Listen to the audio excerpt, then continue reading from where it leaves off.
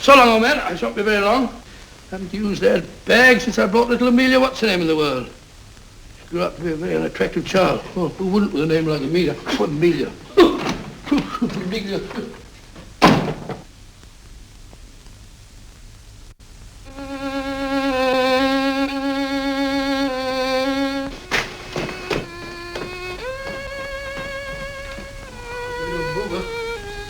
People are so stupid about accidents.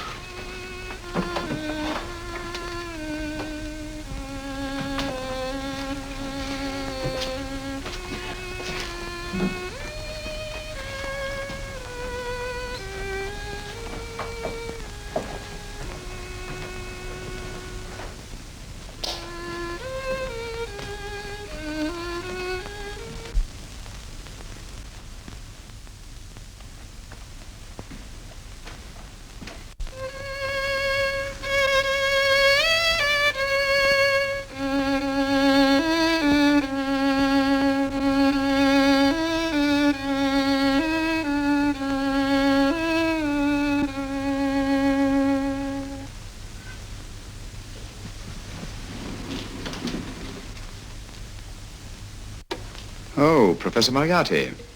Not that I wish to appear inquisitive, but to what am I indebted for the pleasure of this visit? Scotland Yard will be interested. It's very convenient for me to have Scotland Yard think that I'm still dead in Montevideo. I never dreamed of fooling you. Thank you. The thought occurs to me, Mr. Holmes, that there are some advantages in living within the law. You are very comfortably fixed here, aren't you? As I get on in life, the little comforts appeal to me more and more. Oh, I beg your pardon. Won't you sit down? Thank you.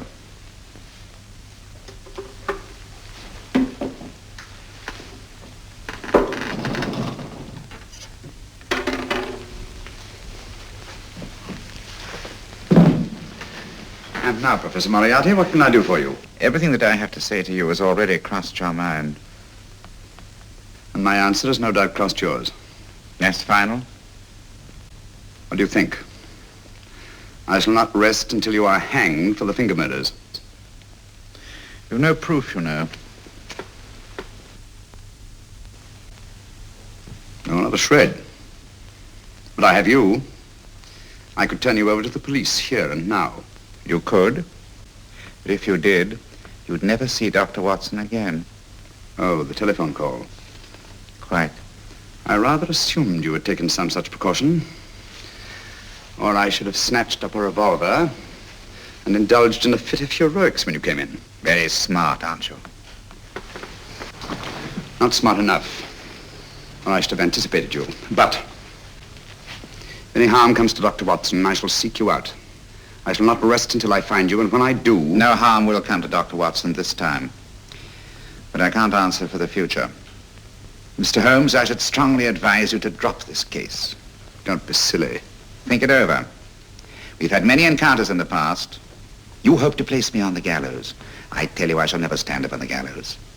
But if you are instrumental in any way in bringing about my destruction, you will not be alive to enjoy your satisfaction. And we shall walk together through the gates of eternity, hand in hand. What a charming picture that would make. Yes, wouldn't it? You know, I really think it might be worth it.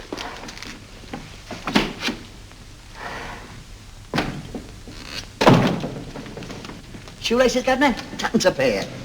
And strong enough to hang yourself. How many more times must I tell you I don't want your filthy shoelaces or your company? Shoelaces, Governor? Blasted impertinence. Run along, my good man, or I'll give you in charge. Shoelaces, Governor? Shoelaces, Governor? Help a poor bloke. What's only got one arm? Any luck with Mr. Holmes? You can read his obituary in tomorrow's papers.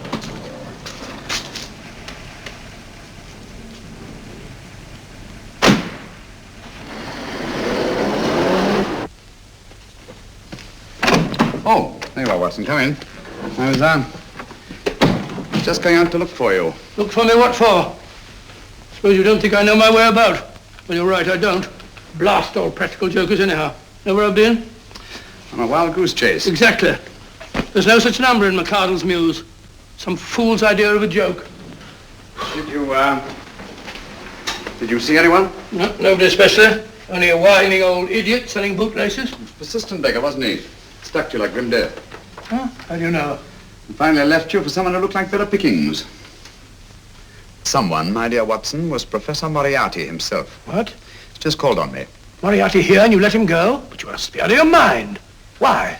Well, he bluffed me into believing that he was holding a friend of mine as hostage. Friend of yours who?